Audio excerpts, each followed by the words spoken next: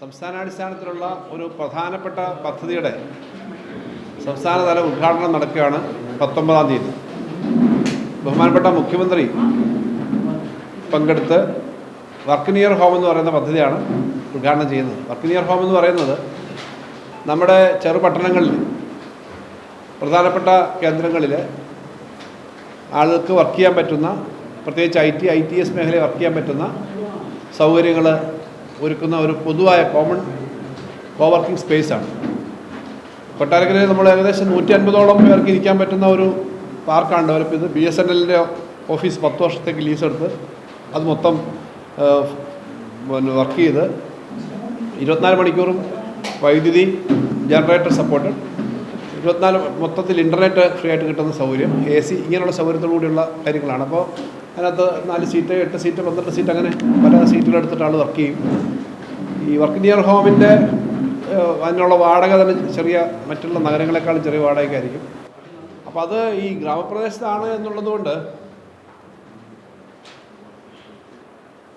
ഗ്രാമപ്രദേശങ്ങളിലോ ചെറുപട്ടണങ്ങളിലാണ് എന്നുള്ളതുകൊണ്ട് അന്തർദേശീയമായ കണക്ഷൻ ഇല്ല എന്ന് കരുതരുത്.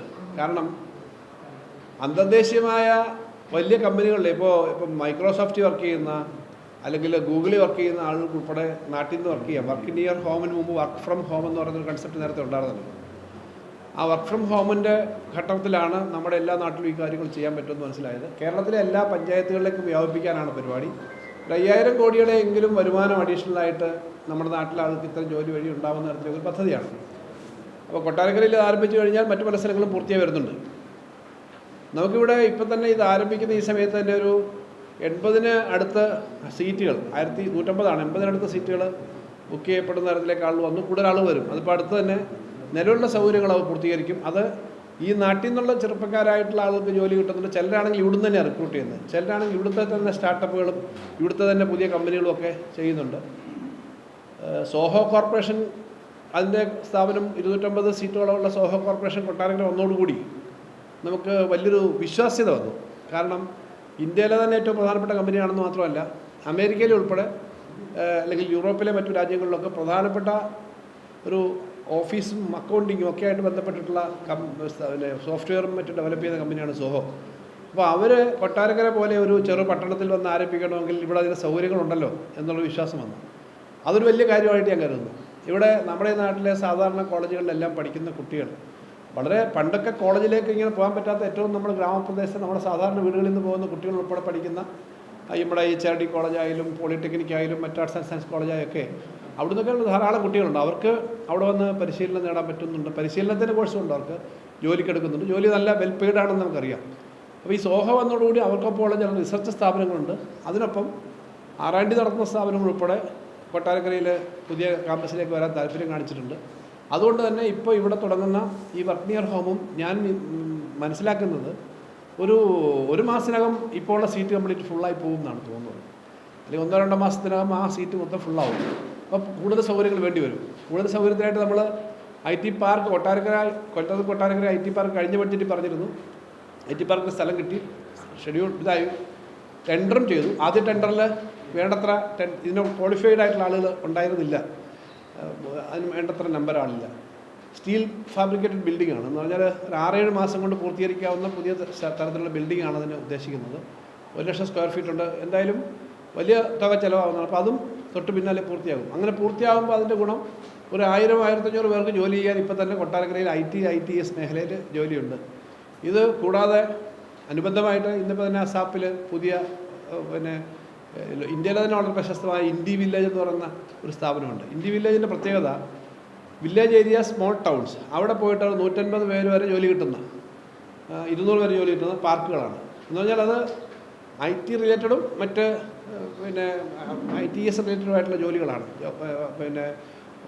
ഈ ഇവിടെ ഇപ്പോൾ അവർ ആരംഭിക്കുന്ന, അവർക്ക് ലോകത്തെ പല കമ്പനികൾക്കും അവരുടെ ഡേറ്റ പലതും കൊടുക്കാൻ പറ്റുന്ന പരിശീലനം നമ്മുടെ നാട്ടിലെ ഇപ്പോൾ കൊളക്കട തന്നെ അവിടുത്തെ ഡിഗ്രി ഒക്കെ പഠിച്ചിട്ടുള്ള കുട്ടികൾക്ക് അവിടുന്ന് സെലക്ട് ചെയ്ത് കൊടുക്കുന്നൊരു കോഴ്സാണ് ഇപ്പോൾ അവർ ആലോചിക്കുന്നത്.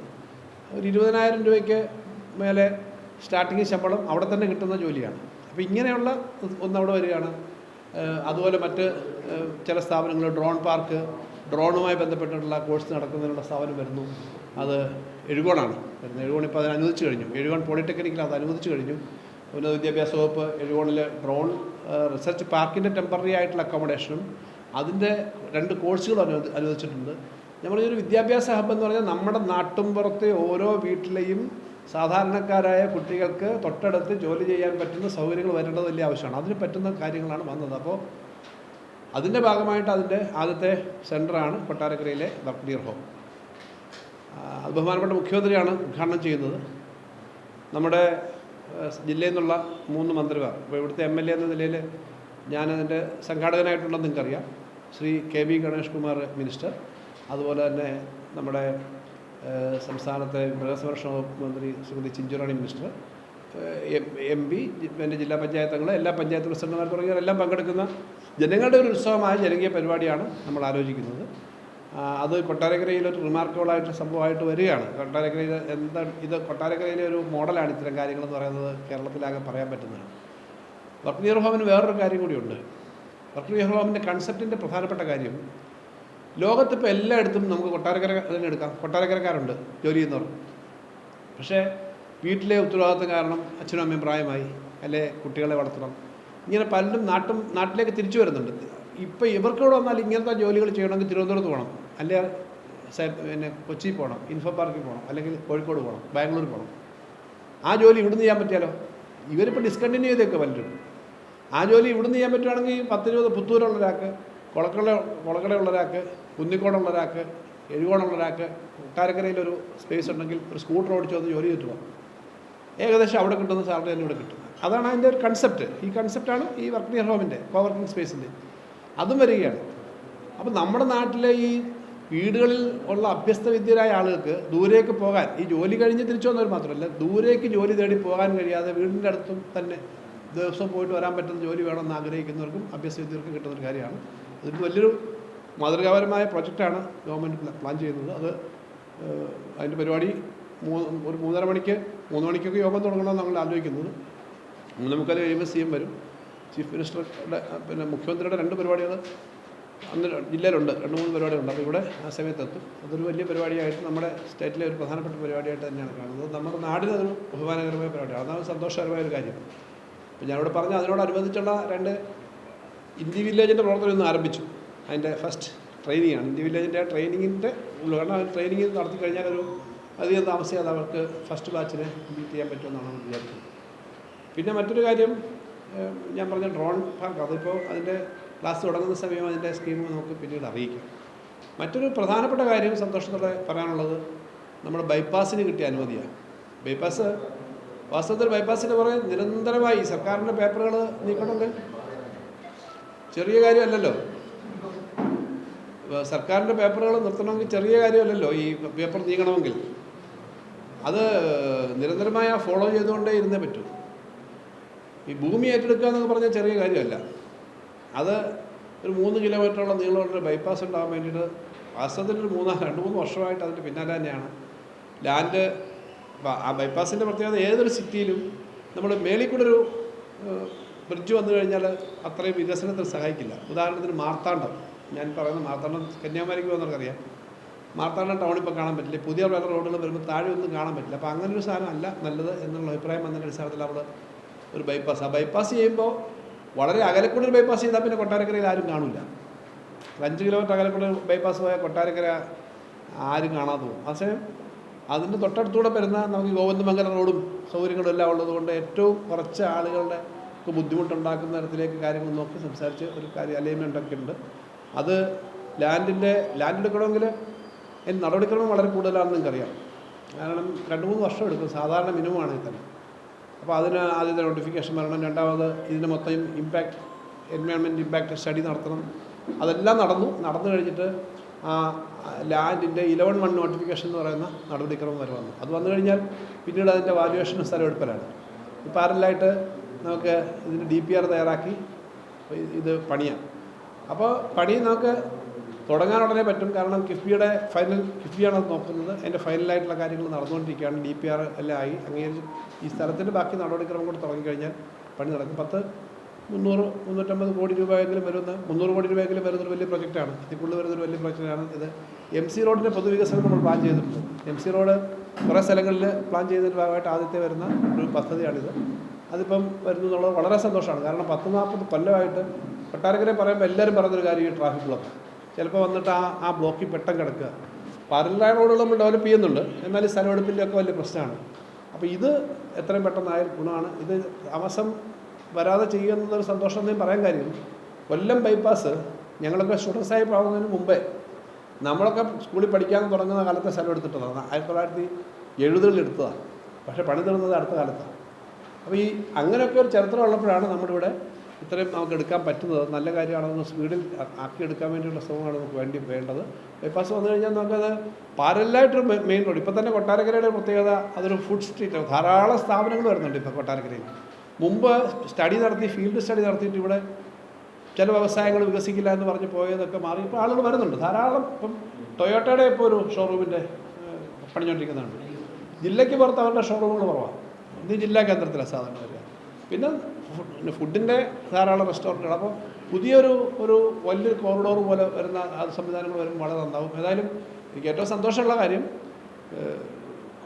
ഡെയിലി എന്ന ബേസിൽ നമ്മൾ ഫോളോ ചെയ്തിട്ട് നടന്നിട്ടാണ് ഈ ബൈപ്പാസിൻ്റെ അവസാനം വിലോൺ വന്നു എന്നുള്ളത് ഒരു വലിയ കാര്യമാണ്. ഇനിയിപ്പോൾ അതിൻ്റെ ലാൻഡിൻ്റെ ബാക്കി കാര്യങ്ങൾ എടുത്തിട്ട് നമുക്ക് അടുത്ത സ്റ്റെപ്പിലേക്ക് പോകാൻ പറ്റും. എന്തായാലും അതിന് DPRും ഫണ്ടും ബാക്കി കാര്യങ്ങൾക്കൊന്നും തടസ്സം വരാത്ത തരത്തിലേക്ക് അടുത്ത ദിവസങ്ങളിലേക്ക് പോകാൻ പറ്റും. അപ്പോൾ അതൊരു സന്തോഷകരമായ കാര്യമാണ് എന്നുള്ളതുകൂടി അത് പറയാം. ഈ രണ്ട് കാര്യങ്ങൾ പറയാനാണ്. ഏറ്റവും പ്രധാനം 19ൻ്റെ CMൻ്റെ പരിപാടി, അത് സ്റ്റേറ്റ് അടിസ്ഥാനത്തിലുള്ള പരിപാടിയാണ് ഇതെന്നുള്ളതുകൊണ്ടാണ് നിങ്ങളെ വിളിച്ചത്. നിങ്ങളെ സ്ഥലമൊന്ന് പോയി കണ്ടു കാണും, അല്ലെങ്കിൽ പോയി കാണുന്ന പണി അവർക്ക് അവിടെ കാര്യങ്ങളൊക്കെ നടക്കുന്നുണ്ട്.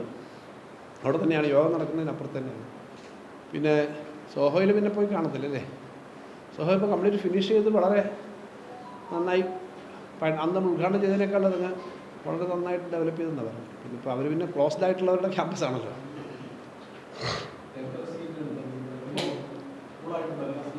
വർക്ക് ഫ്രം ഓക്യുപ്പേഷൻ ഫുൾ ആവത്തില്ല. ഇപ്പം ഞാൻ പറഞ്ഞത് ഒരു മാസം 2 മാസം ഫുൾ ആവുമെന്ന് മനസ്സിലാക്കുന്നത്. ഇപ്പം തന്നെ അതിൻ്റെ പകുതിയോളം ആളുകൾ എടുത്തു കഴിഞ്ഞു. കുറച്ച് കൂടുതൽ സീറ്റൊക്കെ ചോദിച്ചിട്ടുണ്ട്, അത് അവർ നോക്കിയിട്ടേ കൊടുക്കത്തുള്ളൂ. പക്ഷേ അതിപ്പം തന്നെ കംപ്ലീറ്റ് ആവും. പിന്നെ ചില കമ്പനികളൊന്നും ലോക്കലായിട്ട് ആളുകളെ അവരെടുക്കണമല്ലോ. അവർക്ക് ആളുകളെ ഇപ്പം ചില മേഖലകളിൽ അവർക്ക് പറ്റുന്ന ആളുകളെ ലോക്കലായിട്ട് അവർ എടുക്കാനുള്ള റിക്രൂട്ട്മെൻറ്റും നോക്കും. അങ്ങനെ അത് ഫുള്ളാവുമെന്ന് എനിക്ക് ആരും സംശയമില്ല. അത് നമുക്ക് സ്ഥലം തികയാതെ വരും എന്നുള്ളതാണ് ഞാൻ കാണുന്ന പ്രശ്നം. ഇത് കഴിഞ്ഞാൽ 2 മാസം കൊണ്ട് ഫുള്ളായി കഴിഞ്ഞാൽ പിന്നെ അടുത്ത സ്ഥലം എവിടെ കൊടുക്കും എന്നുള്ള പ്രശ്നം വരും. ഇപ്പം തന്നെ അവിടെ അസാപ്പിൽ ഇപ്പോൾ കൊടുത്തേക്കുന്നത് കഴിഞ്ഞ് ഇനി കൂടുതൽ വരുമ്പോഴത്തേക്ക് അവിടെ ഇല്ല, സ്ഥലമില്ല. അത് ഞാൻ പറഞ്ഞതേ ഇവിടല്ല, കൊട്ടാരക്കരയല്ല ഞാൻ പറഞ്ഞത്. കേരളത്തിലെ എല്ലാ പഞ്ചായത്തിലും വർക്ക് നിയർ ഹോം വരുന്നതിൻ്റെ ഭാഗമായിട്ട് അഡീഷണൽ ആയിട്ട് അത്ര എംപ്ലോയ്മെൻറ്റ് ജനറേഷൻ്റെ ഭാഗം വരുമെന്നാണ്. കൊട്ടാരക്കര വരുമെന്നല്ല കൊട്ടാരക്കര ഞാൻ പറഞ്ഞത് അടുത്തൊരു 5 വർഷത്തിനകം ഒരു 5000 പേര് വർക്ക് ചെയ്യുന്ന വിവിധ സംവിധാനം വരും. ഇപ്പോൾ ഈ പറഞ്ഞ 1000-1500 പേരുടെ സൗകര്യം ഇപ്പോൾ തന്നെ ഒരു 2 കൂടെ ഒരു 400-500 പേരോളം ആയി. മറ്റേ സോഹോയും അവിടുത്തെ R&Dയും ഇതും കൂടെ വരുമ്പോൾ. അപ്പം ഇതിൻ്റെ ഒരു ലെവല് പുതിയ IT പാർക്ക് കൂടെ വന്നാൽ 1000-1500 പേര്, അത് 1000-1500 പേര് വരെ വർക്ക് ചെയ്യാൻ പറ്റുന്നതാണ് പുതുതായിട്ട് നമ്മൾ രവിനഗറിൽ ഇപ്പോൾ ആരംഭിക്കുന്ന IT പാർക്ക്. IT മാത്രമല്ല, IT റിലേറ്റഡ് ആയിട്ടുള്ള കാര്യങ്ങൾ വരും. അപ്പോൾ അതുകൊണ്ട് അത്രയും പേർക്ക് ജോലി കിട്ടാനുള്ള സൗകര്യം വരുമെന്ന് ഞാൻ പറഞ്ഞു.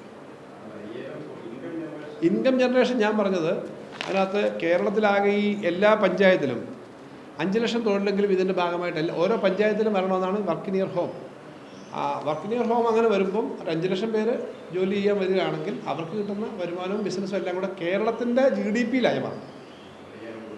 GDP-യിൽ ഒരു ഇമ്പാക്റ്റ് അതിൻ്റെ ഉണ്ടാവും.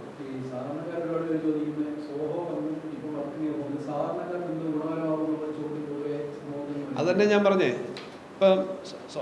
ഇപ്പം ഈ സോഹോ ആയാലും മറ്റേതായാലും അവിടെ തന്നെ നമ്മുടെ നാട്ടിൽ നിന്നുള്ള ചെറുപ്പക്കാർക്ക് ജോലി കിട്ടുന്നു. ഇപ്പം ചെറുപ്പക്കാർക്ക് ജോലി കിട്ടുമെന്ന് പറഞ്ഞാൽ നമ്മുടെ സാധാരണ വീടുകളിൽ നിന്നുള്ളവരായി ഈ പഠിത്തമൊക്കെ കഴിഞ്ഞ് പോകുന്നത്.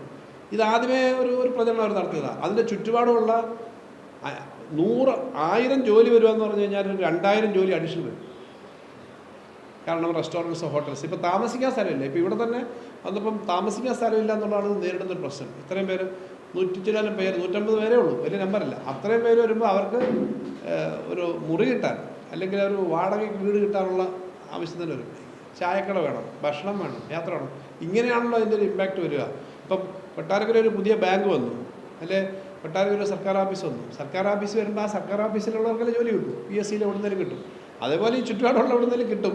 ആ കിട്ടുന്ന മാത്രമല്ല, ഡയറക്റ്റ് എക്കണോമിക് ആക്ടിവിറ്റി വഴി ഇവിടെ ധാരാളം ഇതിൻ്റെ ഇമ്പാക്റ്റ് ഇത് പുറത്തേക്ക് ഒരു IT ജോലിക്ക് 1.5 ജോലിയെങ്കിലും എക്സ്ട്രാ ഉണ്ടാകുന്നതാണ്. ഇപ്പോൾ നമ്മുടെ കഴക്കൂട്ടം പോലെയുള്ള സ്ഥലത്തൂടെ പോയാൽ പണ്ട് 10-20 വർഷം മുമ്പ് പോയിട്ടുള്ള ആളുകൾക്ക് ഇപ്പം ആ കഴക്കൂട്ടം കാര്യവട്ടം എങ്ങനെ ഇരിക്കുന്ന അറിയാലോ.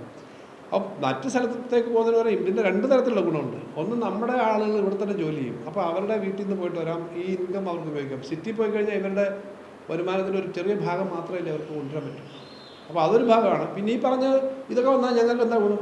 ഞങ്ങൾക്ക് പറഞ്ഞാൽ സാധാരണ കശുവണ്ടി തൊഴിലാളിയുടെയും കയർ തൊഴിലാളിയുടെയും പിന്നെ റബ്ബർ ചെറിയ കൃഷിക്കാരൻ്റെയും മക്കളൊക്കെ തന്നെ ഈ ജോലി ഞാൻ എടുത്തു കാണിക്കാം. അവരോട് നമുക്ക് ചോദിക്കാം എത്ര പേർക്ക് കിട്ടിയിട്ടുണ്ടെന്ന്. പിന്നെ അവിടെ നോക്കിയോ, ഇപ്പം തന്നെ നെടുവത്തൂർ സ്ഥലത്തിൻ്റെ സാധാരണ ഇപ്പോൾ ഭൂമിക്ക് വരയില്ലല്ലോ. നെടുവത്തൂർ ഭൂമി ഒന്ന് അന്വേഷിച്ചു, അവിടുത്തെ ബാക്കി കാര്യങ്ങൾ അന്വേഷിച്ചു നോക്കി. അവിടുത്തെ ഒരു എക്കണോമിയിൽ സജീവമായൊരു ഗുണം വരും. അത് സാധാരണക്കാർക്ക് ജോലി കിട്ടുന്ന ഇതൊക്കെ, മറ്റുള്ള വലിയ കെമിക്കൽ ഫാക്ടറി ഒന്നും അല്ലല്ലോ, ഇത്ര ആൾക്ക് ജോലി കിട്ടുന്നതാണല്ലോ. ഇപ്പം തന്നെ അവർ പറഞ്ഞ് ചില കമ്പനി പറഞ്ഞാൽ അവിടുന്ന് ഞങ്ങൾക്ക് ലോക്കലായിട്ട് ആളെ റിസോഴ്സ് ചെയ്യാൻ പറ്റുമോ? എഡ്യൂക്കേഷനുമായി ബന്ധപ്പെട്ടൊരു കമ്പനി വരുന്നുണ്ട്. അവർ പറഞ്ഞ് ഞങ്ങൾക്ക് ഇവിടെ നിന്നുള്ള ആളെ കിട്ടുമോ? വേറെ അതുപോലെ തന്നെ ഡിജിറ്റൽ മാർക്കറ്റിംഗ് ചില കമ്പനികളുണ്ട്, അവർക്ക് ഈ നാട്ടിൽ നിന്നുള്ള ആളെ കിട്ടണം. അവരവിടെ നിന്ന് കൊണ്ടുവരല്ല. തിരുവനന്തപുരത്ത് നിന്നൊരു കമ്പനി വരുന്നിരിക്കട്ടെ, അല്ലെങ്കിൽ കോഴിക്കോട് നിന്നൊരു കമ്പനി വരുന്നിരിക്കട്ടെ, അവർ ഇവിടുത്തെ ആളെ സോഴ്സ് ചെയ്യുക. അപ്പോൾ ഇത് ഏതെങ്കിലും ചുറ്റുപാടുള്ള വീട്ടിൽ നിന്ന് തന്നെ വരിക, അങ്ങനെ കിട്ടും. അത് ഏത് സ്ഥാപനം വന്നാലും അങ്ങനെ കിട്ടും. ഇവിടെ അങ്ങനെയാണ് പറഞ്ഞത്, 24/7 ആണ് ഇവിടുത്തെ. അതെ, അവർക്ക് അങ്ങനെ വർക്ക് ചെയ്യാൻ പറ്റത്തുള്ളൂ. അതിന് രാത്രിയിലും പകലും അത്യാവശ്യം ജനറേറ്ററും ഇൻ്റർനെറ്റും ബാക്കി കാര്യങ്ങളെല്ലാം ഉണ്ട്. ബാക്കി സെക്യൂരിറ്റി സംവിധാനം എല്ലാം അവരുടെ അങ്ങനെ ഉണ്ടാകുമെന്നുള്ളതില്ലേ പിന്നെ നമ്മുടെ അവർ അറേഞ്ച് ചെയ്തേക്കുന്നത് രാത്രി. കാരണം ഇത്തരം കമ്പനികൾ അങ്ങനെ പറ്റും.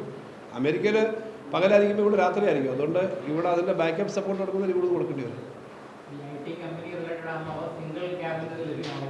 കിട്ടും. ഈ ഇത്ര മതി.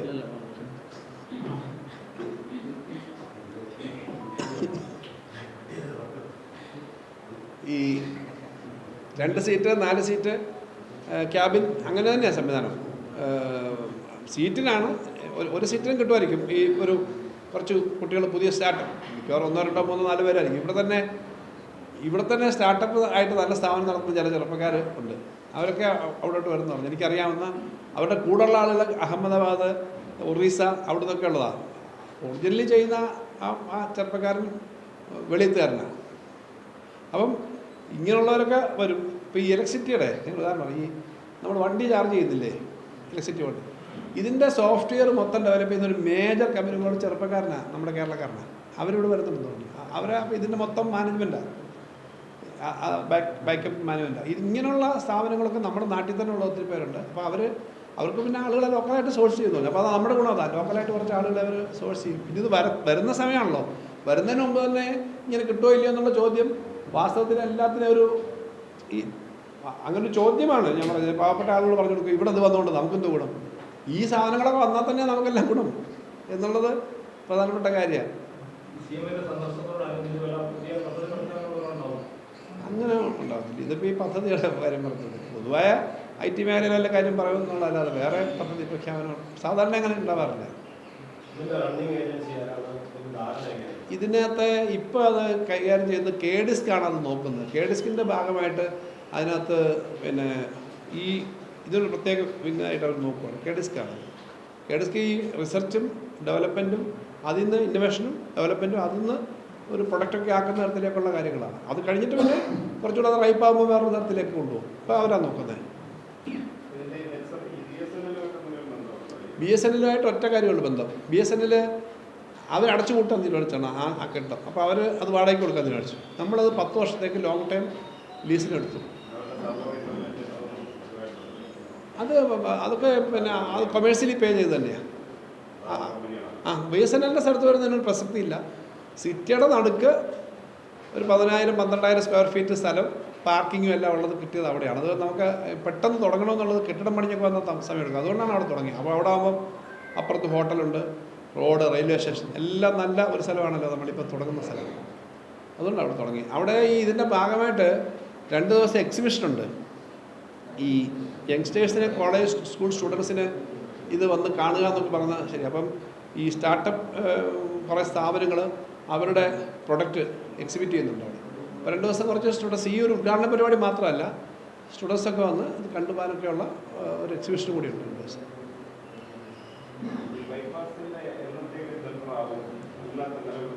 ഇപ്പോഴത്തെ നില വെച്ച് നോക്കിയാൽ അതിനകത്ത് ഇനിയുള്ള അടുത്ത നടപടിക്രമം എന്ന് പറഞ്ഞാൽ ഈ സ്ഥലത്തിൻ്റെ ഭൂമിയുടെ വാല്യുവേഷൻ, ആളുകളെ വിളിച്ച് വാല്യുവേഷനുണ്ട്.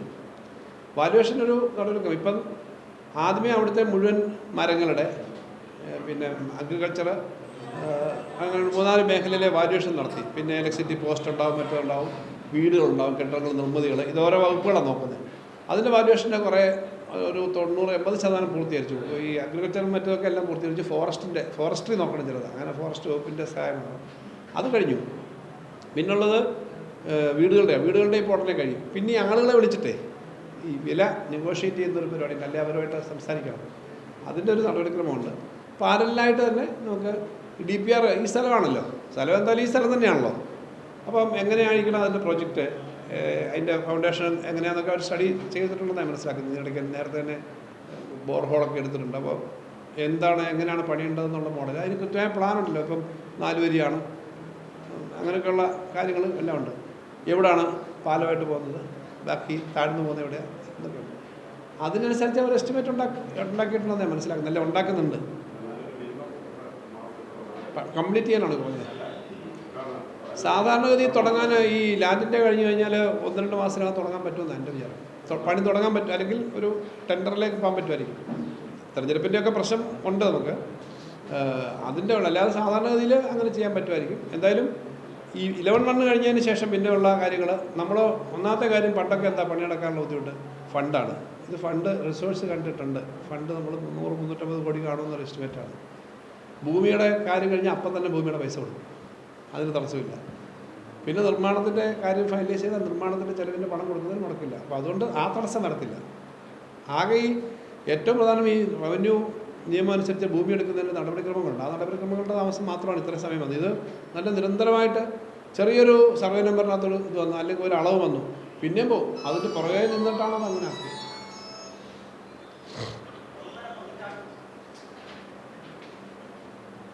കൊട്ടാരക്കര ഇപ്പം കംപ്ലീറ്റ് ചെയ്തുകൊണ്ടിരിക്കുന്ന പദ്ധതികൾ നമ്മുടെ പിന്നെ മാർക്കറ്റും ബാലകൃഷ്ണ സ്മാരകം, അത് നമ്മുടെ രജിസ്ട്രാർ ഓഫീസ് തുടങ്ങിയതാണ്. ഇപ്പോൾ ഇവിടെ തന്നെ റെസ്റ്റ് ഹൗസിൻ്റെ ടെൻഡർ കഴിഞ്ഞു.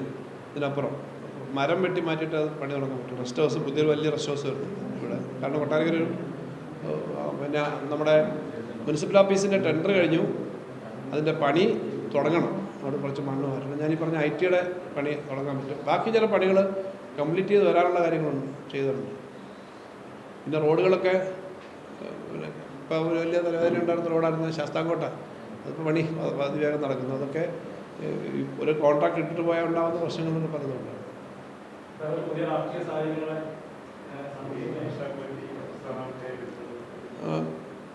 അല്ല, അതിപ്പോൾ കേരളത്തിൽ മൊത്തം ചർച്ച ചെയ്തതാണ്. നമ്മുടെ പഴയ MLA ആയ ഐഷാപ്പറ്റി എന്നാണ് നമ്മൾ. ഐഷാപ്പറ്റി ഇപ്പം ഐഷാപ്പറ്റി MLA എക്സ്-MLA ഇപ്പോൾ അവർ കോൺഗ്രസ്സിൽ ചേർന്നു. വാസ്തവത്തിൽ എനിക്കിപ്പോഴും അതങ്ങോട്ട് ഉൾക്കൊള്ളാൻ പറ്റിയിട്ടില്ല. കാരണം നമ്മുടെ കുടുംബത്തിലെ ഒരാളെ പോലെ, നമ്മുടെ ഒരു ജ്യേഷ്ഠ സഹോദരിയെ പോലെ ഞാനവരെ കണ്ടിട്ടുള്ളത്. അവർ കോൺഗ്രസ്സിൽ പോകുന്ന സ്വപ്നം കാണാൻ പറ്റത്തില്ല. ഞാൻ ഈ മാസം ജനുവരി മാസം തന്നെ 2 പ്രാവശ്യമെങ്കിലും അവരുടെ അടുത്ത് സാധാരണ പോകുന്നതാണ്, മണിക്കൂറുകളിൽ സംസാരിക്കുന്നതാണ്. അപ്പോൾ അങ്ങനെ പോയി എന്നുള്ളത് നമുക്കൊരു ഞെട്ടലും ഒരു വിഷമവും ഒക്കെ ഉണ്ടാക്കുന്നത്. വേറെ ഒന്നും കൊണ്ടല്ല, അങ്ങനെ നമ്മുടെ കുടുംബത്തിലെ ഒരാൾ എല്ലാ സൗകര്യങ്ങളും പിന്തുണയും എല്ലാം കൊടുത്ത് 10,000-കണക്കിന് നമ്മുടെ സാധാരണ പ്രവർത്തകർ അവർക്ക് വേണ്ടി പ്രവർത്തിച്ച് അവർ 3 പ്രാവശ്യം MLA ആയി, ജില്ലാ പഞ്ചായത്ത് പ്രസിഡന്റ്, അങ്ങനെ ഒരാൾ പോകുന്ന ആരും പ്രതീക്ഷിക്കുന്നില്ല. എന്തിനാണ് പോയതെന്ന് ഇപ്പോഴും ഒരു റീസണബിളായ ലോജിക്കൊന്നും മനസ്സിലാവുന്നില്ല. എന്താ പ്രശ്നം?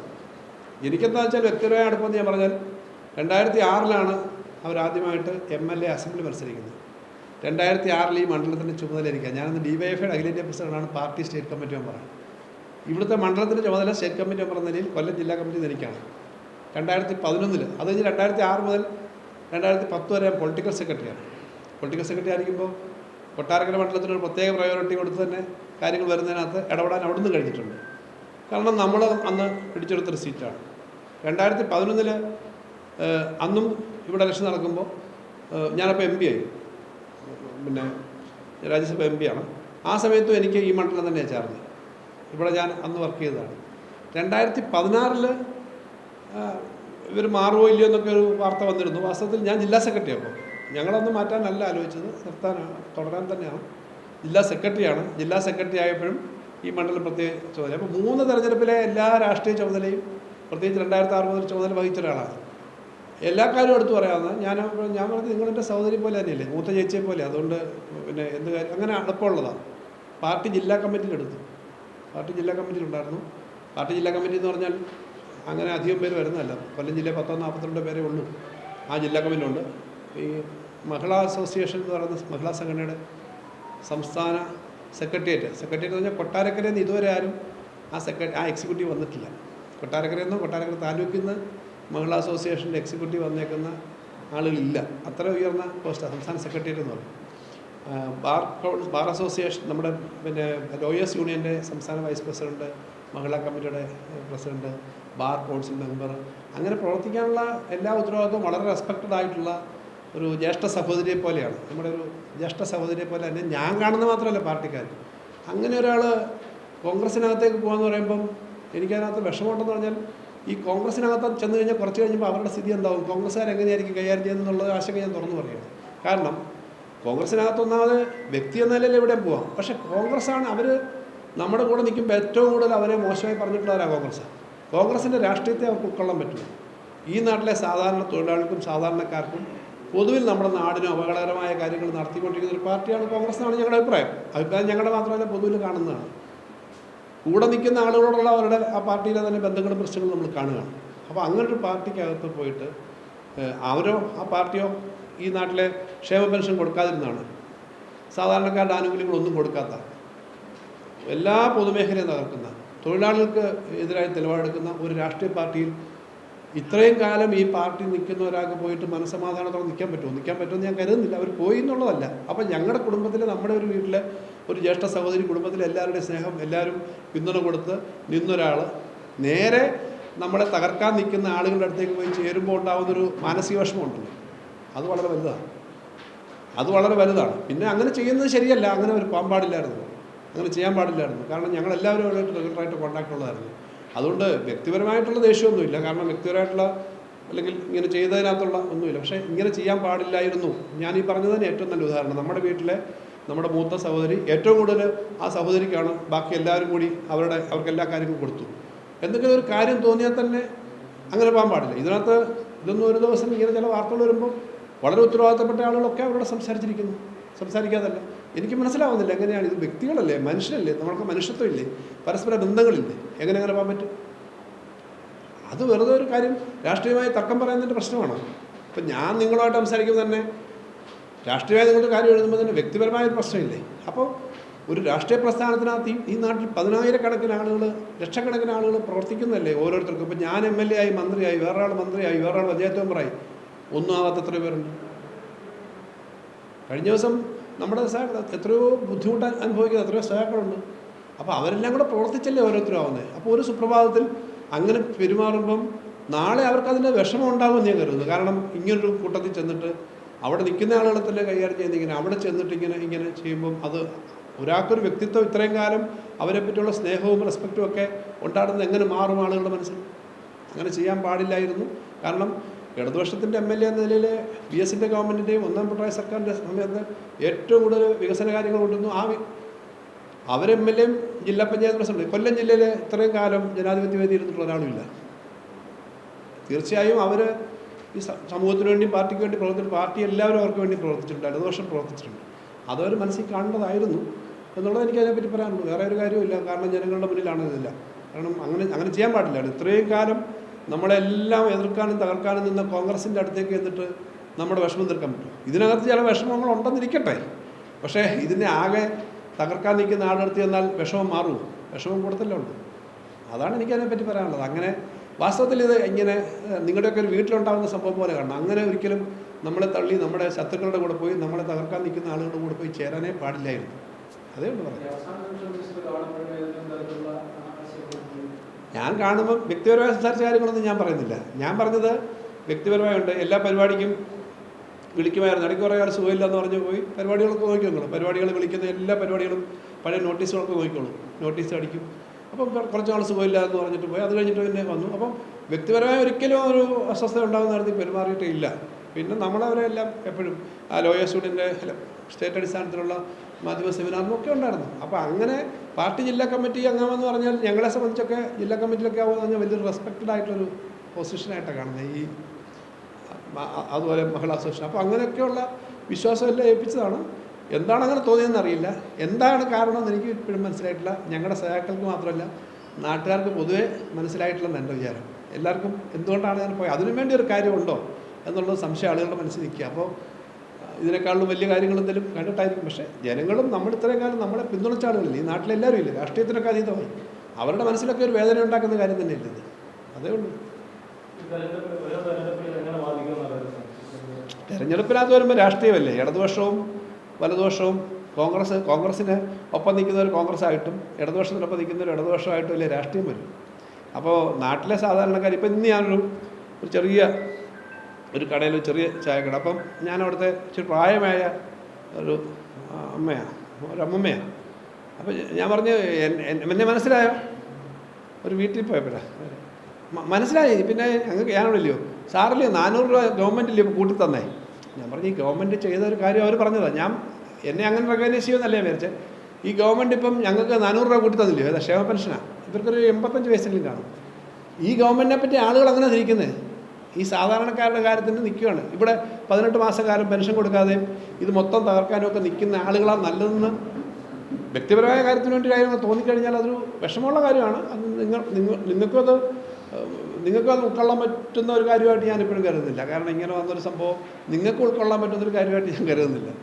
വളരെ സിമ്പിളായിട്ട് ഉദാഹരണം പറഞ്ഞേ, നമ്മുടെ വീട്ടിലെ എല്ലാ സൗകര്യങ്ങളും കൊടുത്ത് എല്ലാ ബഹുമാനവും കൊടുത്ത് നിർത്തുന്ന നമ്മുടെ നാട്ടിലെ ഒരു സീനിയർ അംഗം, നമ്മുടെ ഒരു ജ്യേഷ്ഠ സഹോദരി നേരെ അപ്പുറത്ത് പോയി നമ്മുടെ വീടിനെ തകർക്കാൻ, കുടുംബത്തിലെ എല്ലാവരെയും കൂടെ തകർക്കാൻ, ഈ നാടിനെ തകർക്കാൻ നിൽക്കുന്നവരുടെ കൂടെ ചേരുന്നത് ശരിയായൊരു കാര്യമല്ല.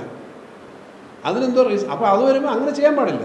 അങ്ങനെ ചെയ്യുന്നതല്ല വേണ്ടത്. അത് അവർക്ക് അവിടെ പോയിട്ടായാലും അതിൻ്റെ വിഷമം ഉണ്ടാവും. ഇങ്ങനെ അവർക്ക് അങ്ങനെ ഇവരെ ഇത്രയും കാലം ചീത്ത പറഞ്ഞുകൊണ്ടിരുന്ന, മോശമായി പെരുമാറിക്കൊണ്ടിരിക്കുന്നവർക്ക് ഒരിക്കലും അവരെ നല്ലതായിട്ട് കാണാൻ പറ്റില്ല എന്നുള്ള തരത്തിലാണ് പറഞ്ഞത്. അല്ലാതെ വ്യക്തിപരമായ ബഹുമാനത്തില്ല. വ്യക്തികളെന്ന നിലയിൽ ഞാൻ നിങ്ങളെ വിമർശിക്കുമ്പം നിങ്ങളുടെ വ്യക്തിത്വത്തെ ചോദ്യം ചെയ്തൊന്നല്ല വിമർശിക്കുന്നത്. അങ്ങനെ വിമർശിക്കുന്ന പരിപാടി നമുക്കില്ല. പക്ഷേ നിങ്ങൾ ചെയ്യുന്നത് ശരിയല്ല എന്നുള്ളത് ജനങ്ങളുടെ മുന്നേ പറയാനുള്ള ഉത്തരവാദിത്വം രാഷ്ട്രീയത്തിലുണ്ടല്ലോ. ഇപ്പോൾ ഇതുവരെ ചെയ്ത എന്തോ നന്മയുണ്ടെങ്കിലും ആ നന്മ മുഴുവനും പോകുന്ന തരത്തിലേക്കുള്ള ഒറ്റ പ്രവർത്തനം മതിയല്ലോ. പിന്നെന്തോ നന്മയാണ്? ആ നന്മ നമ്മളെങ്ങനെ പെരുമാറുന്നു, ഏത് പ്രസ്ഥാനത്തിൽ നിൽക്കുന്നു എന്നുള്ളതാണ്. നേരെ പോയിട്ട് നമ്മളെ നാടിന് ദോഷകരമായ ഒരു കാര്യം എടുക്കാൻ തീരുമാനമെടുക്കാൻ പോകുന്ന ആളുകളെ കാണുന്ന അങ്ങനെ തന്നെയാണ്. അതിന് തർക്കമൊന്നുമില്ല. പക്ഷേ അങ്ങനെ ചെയ്യാൻ പാടില്ലായിരുന്നു. അതൊക്കെ ഈ അണികളും നേതാക്കളും ശരി, അണികളാണ് നേതാക്കന്മാരെ ഉണ്ടാക്കുന്നത്. അണികളാണ് നേതാക്കന്മാരെ സൃഷ്ടിക്കുന്നത്. ഞാനത് പറഞ്ഞു, നമ്മൾ ഓരോരുത്തരും ഏതെങ്കിലും പഞ്ചായത്ത് മെമ്പറെങ്കിലും ആവാൻ പറ്റുന്നത് തന്നെ വളരെ കുറച്ച് ആളുകളാണ്. ഒന്നിലും ആവാൻ പറ്റാത്ത എത്രയോ പേരാണ്. ഇന്നലെ ഒരു സഹാവ് വന്നിരുന്നു.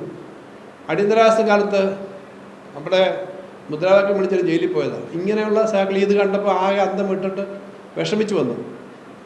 വനിതാ സഹാബ് അവർക്കൊക്കെ എന്താ വ്യക്തിപരമായി കിട്ടിയിട്ടുള്ളത്? അവരുടെ സൗകര്യം എന്താ?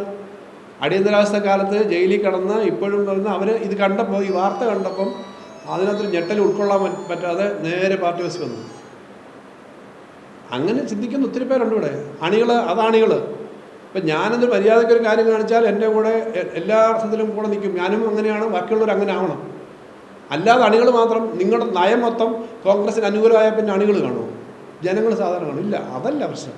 പക്ഷേ ഒരിക്കലും ആ തരത്തിൽ കാണിക്കുമെന്ന് ആരും വിചാരിച്ചിരുന്നില്ല എന്നുള്ളതാണ് പ്രശ്നം. അങ്ങനെ ചെയ്യാൻ പാടില്ലായിരുന്നു. എന്തിനാണ് പോയെന്ന് അറിഞ്ഞോളൂ. അത് വ്യക്തിപരമായി അങ്ങനെ അബദ്ധത്തിനാണ് പോയി ചാടിയെന്നാണ് ഞാൻ പറഞ്ഞതിനർത്ഥം. ഞാൻ പറഞ്ഞിങ്ങനെ പറയുമ്പോൾ ഒരിക്കലും പോകാൻ പാടില്ലാത്ത, ചെയ്യാൻ പാടില്ലാത്ത ഒരു അബദ്ധത്തിൽ പോയി ചാടാൻ പാടില്ലായിരുന്നു എന്നാണ് ഈ പറഞ്ഞതിനർത്ഥം. അത് അങ്ങനെ പോകുമ്പം ചെന്ന സ്ഥലത്ത് ആ തരത്തിലൊന്നും കാര്യമായിട്ട് കാണുന്നില്ല. അതുകൊണ്ട് ഞങ്ങളെ സംബന്ധിച്ച് ഈ പറഞ്ഞ നല്ല തരത്തിൽ എല്ലാ പരിഗണനയും കൊടുത്ത്, ഒരു സഖാവെന്ന നിലയിൽ എല്ലാ പരിഗണനയും കൊടുത്താണ് ഒരു MLA ആയിട്ടൊക്കെ ദീർഘകാലമൊക്കെ ഇരുന്ന് പറഞ്ഞാൽ അതൊക്കെ കഴിഞ്ഞിട്ട് സാമാന്യം നല്ലതുപോലെ ജീവിക്കാൻ കഴിയുന്ന ഒരു സാഹചര്യത്തിലുള്ള പൊതുപ്രവർത്തനം നിൽക്കാൻ പറ്റുന്നതാണ്. പിന്നെ പൊതുപ്രവർത്തനം രാഷ്ട്രീയ രംഗത്ത് പ്രവർത്തിച്ചു വരുന്നവരും അല്ലാത്തവരും തമ്മിൽ ചെറിയ വ്യത്യാസമുണ്ട്. രാഷ്ട്രീയ രംഗത്തുള്ളവർ ഓരോ കാര്യങ്ങൾ ഏറ്റെടുക്കുമ്പോൾ ഇത്തരം വേദികൾ വരും. മറ്റേ സ്ഥിരമായ പ്രവർത്തനമുണ്ടല്ലോ, രണ്ട് തരത്തില്ല. അപ്പം എന്നാലും പ്രവർത്തിക്കാൻ പറ്റുന്നതായിരുന്നു. അതിനകത്ത് വേറെ ഒന്നും പറയുന്നില്ല. ഞാൻ കഴിഞ്ഞ ദിവസങ്ങളിലൊന്നും ഞങ്ങൾ പറഞ്ഞില്ല. പാർട്ടി നേതാക്കന്മാരൊക്കെ വളരെ മിനിമമായ കാര്യങ്ങളെ പറഞ്ഞുള്ളൂ. എന്നാലും കോൺഗ്രസ് എന്ന് പറയുന്ന ഒരു പ്രസ്ഥാനം നാട്ടിലെ ജനങ്ങൾക്ക് ഏറ്റവും ദുരിതം ഉണ്ടാക്കുന്നതാണ് യു ഡി എഫ്. ആ യു ഡി എഫിനകത്ത് സാധാരണഗതിയിൽ ഇടതുപക്ഷ രാഷ്ട്രീയത്തിൻ്റെ കണികയെങ്കിലുള്ള ആളുകൾക്ക് മനസമാധാനത്തോടെ നിൽക്കാൻ കഴിയില്ല, അവർക്ക് സന്തോഷം അനുഭവിക്കാൻ കഴിയില്ല, അവർക്ക് വല്ലാത്ത മാനസിക സംഘർഷമാകും. കാരണം ഒരാത്മാർത്ഥതയും ഒരാളോടെയും അതിനകത്തേക്ക് നേതാക്കന്മാരോട് പോലും കാണിക്കാത്ത പ്രസ്ഥാനങ്ങളൊക്കെയാണ്. ഞാൻ ആ പ്രസ്ഥാനത്തെ കുറ്റം പറയില്ല. അങ്ങനെ അവരുടെ രാഷ്ട്രീയം സാധാരണക്കാരുടെ രാഷ്ട്രീയമല്ല ഈ യു ഡി എഫിൻ്റെ. അത് ഞാൻ പറഞ്ഞില്ല.